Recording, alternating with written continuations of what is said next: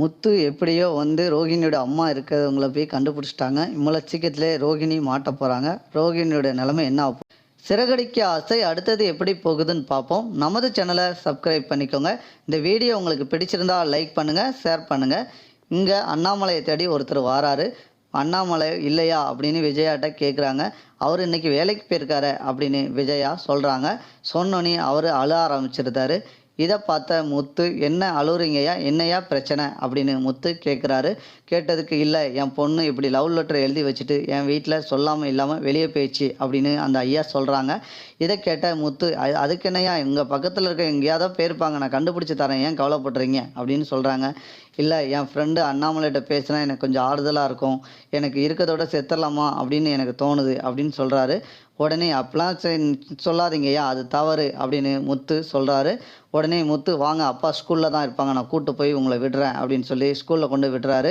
விட்டோன்னே அந்த அண்ணாமலைகிட்ட இவர் சொல்கிறாரு, ஐயோ இப்படி இப்படி பிரச்சனைப்பா, என்னையால் இப்படி என் பொண்ணு இப்படி என்னைய விட்டுட்டு போகணுன்னு நான் கனவுல கூட நினைக்கலையே, இப்படி செய்வான்னு, என் வீட்டு மானத்தை இப்படி வாங்குவான்னு நான் கனவுல கூட நினைக்கலையே அப்படின்னு அந்த ஐயா சொன்னோன்னே அண்ணாமலை, சரி கவலைப்படாத, எது நடக்கணுமோ அதான் நடக்கணும் அப்படின்னு அண்ணாமலை சொல்கிறாரு.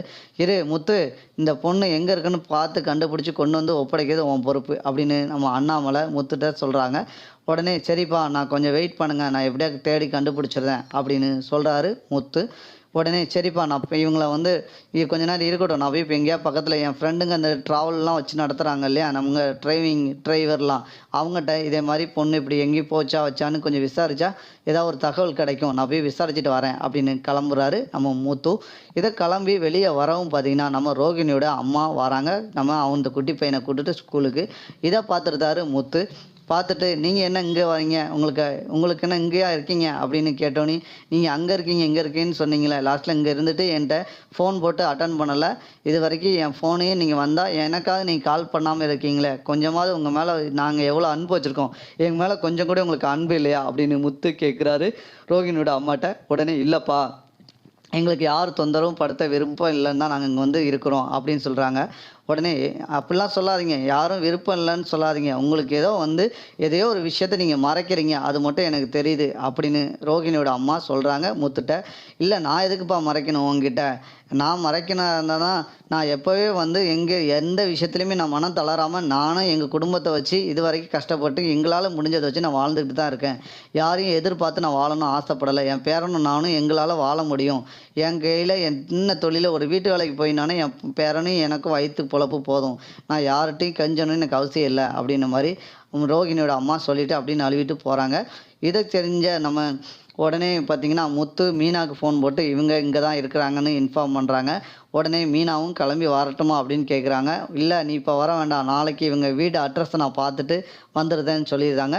உடனே அந்த குட்டி பையனை தூக்கிட்டு போய் அங்கிட்டுக்குள்ளேயே ஒரு ஸ்வீட் கடையில் கூப்பிட்டு ஸ்வீட்லாம் வாங்கி கொடுக்குறாங்க.